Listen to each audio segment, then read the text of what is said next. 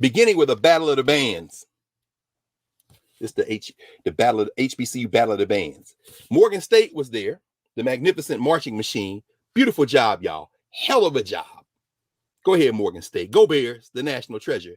And of course, I could not and did not even try to curb my enthusiasm. When coming around the walkway, I spotted the director, my man Reginald McDonald, his crew, all my people, and the marching band, 60 of them anyway, which meant they were about a quarter of the whole band.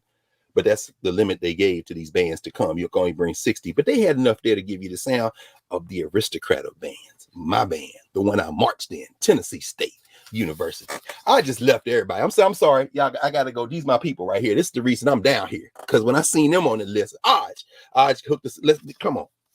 So I got a chance to spend some time with my people, Tennessee State. Tennessee State, Hampton, Morgan, y'all did a great job. Hampton was there too, and so was Fisk, but they brought their choirs, the small choirs, the Hampton University Concert Choir, and of course, the peerless Fisk Jubilee Singers. While I bring this up, Fred Douglass, who you quoted earlier, Prof, they that carried us off captive required of us a song. How could we sing our song in a strange land? And while they sang beautifully,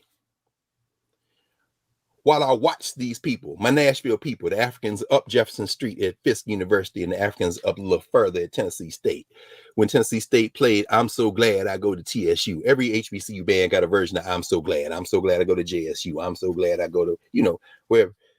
Singing Glory Hallelujah. I'm so glad. I'm chuckling because singing Glory Hallelujah. And we sway, right? We do our hands like this. I'm so glad. Boom, boom, boom, boom, boom, boom, boom, boom. From the stage in front of the White House, the same one that Michelle Obama said, I live in a house that was built by slaves. And in 1814, them same Africans told the British how to burn it. Please do not confuse building a place with whistling while you work. Damn. Curb your enthusiasm. The point is that while they were singing, I'm looking at the Fisk Jubilee singers who had sang before that. That was beautiful. And they're swaying, doing their hands like this. What is that? That's the governance formation.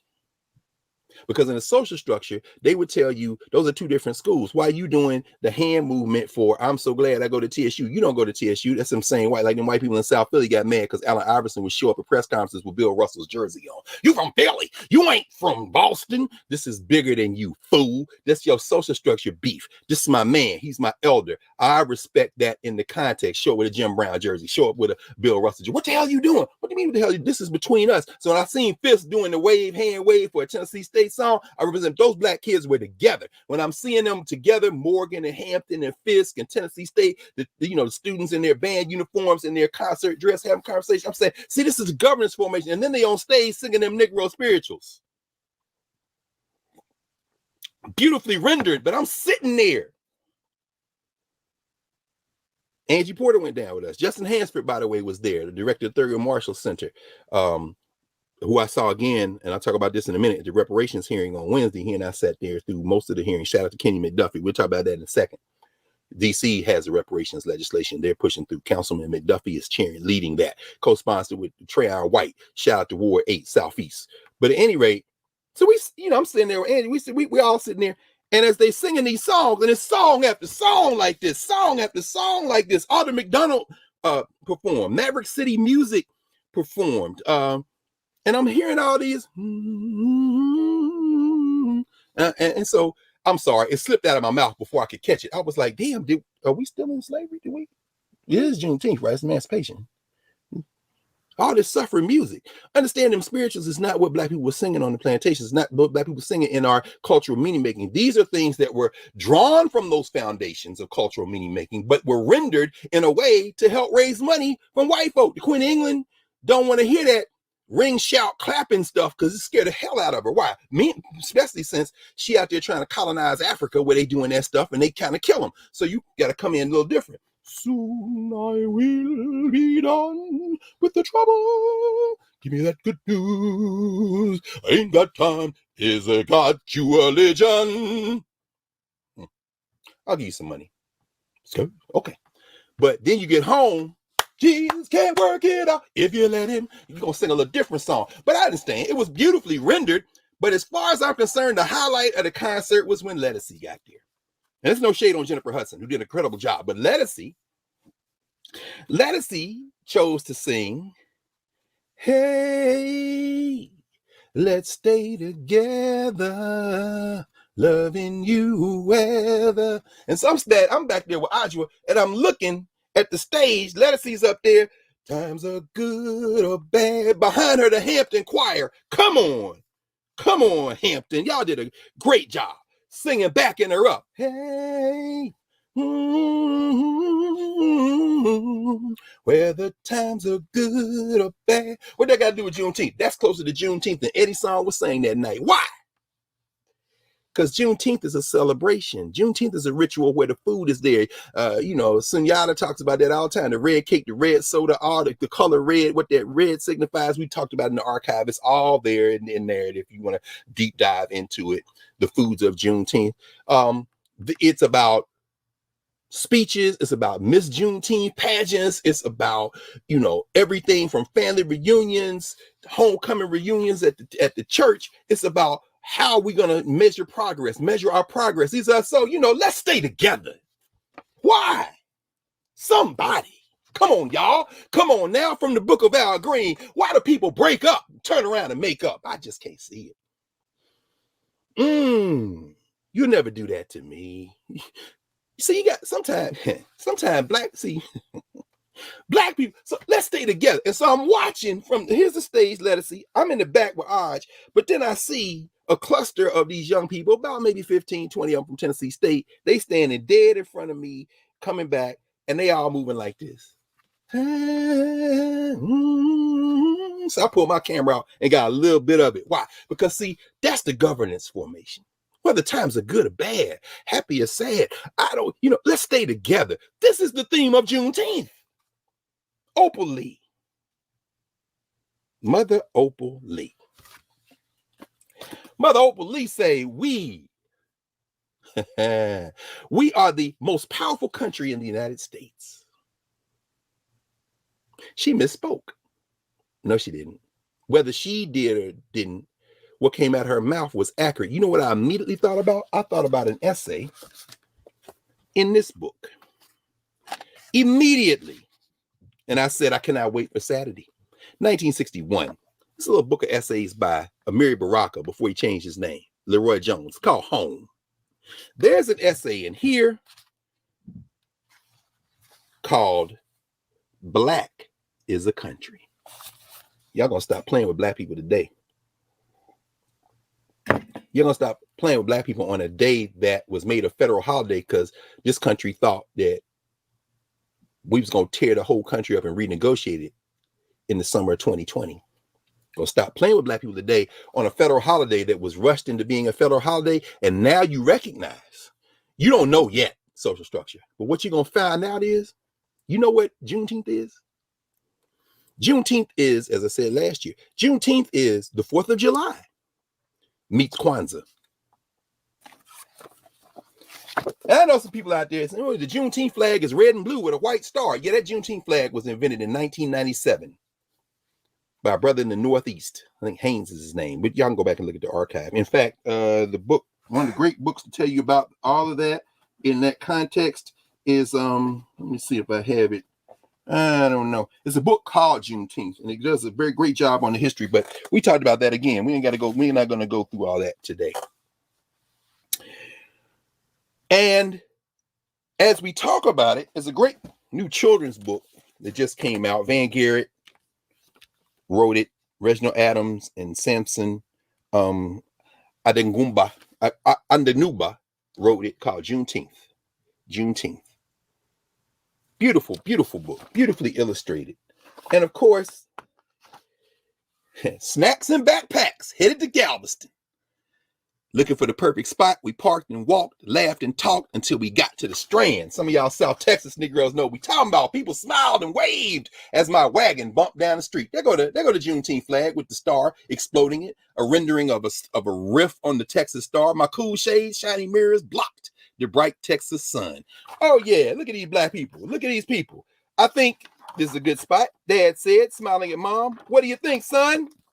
They got their joint out. Uh-oh, is that a different color on the Juneteenth flag? What you doing, brother? What you doing? It ain't red and blue, red, white, and blue. I nodded. His mom reached in the bag and removed the wrap sandwich I was about to eat when music filled the street. Y'all better stop playing with black people. Drums rolled, a whistle blew, a parade began. Some of y'all been to them Juneteenth parades. I ain't talking about from 2022 and 2021. I'm talking about from 1921, as Wiggins talks about. I'm talking about from 1931, 41, 51, the resurgence of Juneteenth. I'm talking about from 1970 and 80 in places like Buffalo, New York, Rochester, Minnesota, and Milwaukee, Wisconsin, where they've been doing it for decades. I'm talking about the 90s and before, where they had Miss Juneteenth and had the African rituals in Richmond, Virginia, in places like Nashville, Tennessee, Atlanta, Georgia, the place they've been doing it all along, Mobile, Alabama. Come on now, stop playing. Oh my goodness, the parade. This parade felt different. Not like the 4th of July, Labor Day. Many of the people in the big, bright floats looked like me. You better stop playing with black people. You better stop playing with black people. Marching bands, high step. Come on, Texas Southern. Played songs I recognized from the radio. That's a HBCU band then. Soulful rhythms echo differently. Beauty queens, hands outstretched, decorated cars and trucks honk. Some of y'all know about that Juneteenth parade. Shout out to Anna Anelli, who was in the Miss Juneteenth pageant last night. I know she ripped the frame out of it down there in Colleen, Texas. Soulful rhythms echo differently. Oh, if you ever been to one, you know what I'm talking about. I told my man, Reggie McDonald, who wrote his dissertation on Tennessee State history, Tennessee State bands. I said, brother, you know, I read your dissertation. We stand there laughing. I said, boy, I wish y'all could crack out. I mean, I can understand y'all do. I'm so glad I go to TSU. They gave you 2 selections. You're going to get on and off the stage. But boy, I wish I'd give them a little bit of that TSU funk. Boom, boom, boom, boom, boom, boom, boom, boom, boom, boom, boom, boom, boom. Hit that blue note. Oh, TS, TS, TS, TS. You can't do that. It will overflow the boundaries of the South Lawn of the White House. They don't know nothing about that. You got to keep that contained. Curb your enthusiasm. But they do that at the Juneteenth parade. Candy was tossed right and left. Sound like Mardi Gras in Mobile. What you talking about? Or New Orleans. Some moonwalk the dance. Cameras caught the action. I caught red, white, and blue beads. Long plastic necklaces. Boy, this is what makes the DeSantises and them mad. Woo! Everybody was happy, rejoicing in the ending of slavery in Texas. But watch this. This was going to make them mad. A national holiday. Is it a national holiday? Is this a nation? Miss Opal said we are the most powerful country in the United States. Oh, Baraka say black is a country. Coming back that in a minute. Says a freedom day. Watch it now. He done said a freedom day that would last until night from the strand to the seawall as the light bounced off the faces of so many. Look at your people. Now, you know these are black people. Look at them black people. Look how they dress in various stages of Africanity. I searched the crowd and focused. Saw a man who looked like Pawpaw. Father's Day coming up, y'all. White beard, shiny eyes. There was a lady who looked like Mimi. A gentle smile and smooth hands holding a snow cone. Woo! Who been to the Juneteenth? See the African drum? There's so many people here. Look like us, I said. There's a smell of barbecue chicken and sausage flavored the air. Wiggins talks about this. Anybody been to Juneteenth? No, in Texas, they started Juneteenth last week.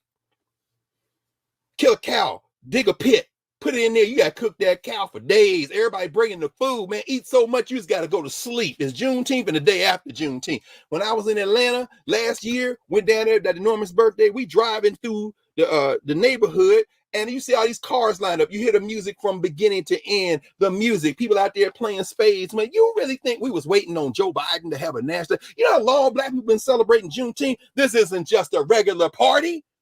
Mom held me tight and smiled. She lovingly told me of my history. Dad held her hand. Uh-oh, there goes General Granger. No, those are black men. You know who told black people they were free? Shout out to the Buffalo Soldiers. Now, as Gerald writes, they get caught on the wrong side of history because they got to fight in the U.S. military. So when they send Charles Young and them boys down there to chase Pancho Villa and them, even though Black Jack Pershing is like, you need to promote Charles Young, he's still on the wrong side. But he's got the military of the U.S. on him. He's trying to do the best he can. Abuse and pain, heartache, facing the rising sun. Wait, I know that line. Watch out now. Watch out. Watch out. Watch out, Van Garrett. And how they overcome till victory is won. You better stop playing with us. I understood why it's important to celebrate. Sing a song full of the hope that the present has brought us. This is a children's book, y'all. While we drove the miles and the strangers smiled, proud to have escaped the nightmares out from the gloomy past. While fireworks fell slowly over the ocean as a crowd became a mass choir that sang the Negro National Anthem loud as the rolling sea. Come on now, Kwanzaa meets the 4th of July. Why? Understand this. The 4th of July was about Britain's children fighting against Britain. The kids want to leave the house. They feel like they're old enough now. They're teenagers. Washington, Madison, Jefferson, the people that received a brown-faced minstrel rendering in the musical Hamilton. I'm sorry. Very talented, loving brother. But Ishmael Reed got you gathered on that with The Haunting of Lin-Manuel Miranda. Go get the play. Because if you're your ancestors' wildest dreams, ask the people who James Madison had enslaved whether or not they'd be celebrating you now making Madison black. Leaving that aside, the teenagers want to leave the house, so they separate from the British, and they celebrate that. They'll be celebrating it down here in Washington, D.C. when they do their July 4th parade. And maybe I'll go down there and bear witness, remembering Frederick Douglass's lines from July 5th saying when, because that was a day that we used to mark too before the end of the Civil War. How can we sing a strange song? Sing the Lord's song in a strange land when they come marching down the street on the 4th of July here in Washington, D.C. Oh, the monkey wrapped his tail around the flag. Oh, around the flag. No. Because I'll guarantee you, at many of those celebrations of Juneteenth, as they've been doing for decades now, even though he has announced he's going into a form of retirement, which, I don't know that black people can spell retirement, but as I know they do it in Philly because I was there. Ron Myers, who's an ancestor, did Juneteenth for many, many years in Philly. I spoken to Juneteenth celebration. Going back 30 years. I know one thing, while you down there marching down with your 4th of July parade, and if it's a black band, we learned that one too. John Philip Sousa say, at the Juneteenth parade with us, you know what they're going to put on the DJ at some point?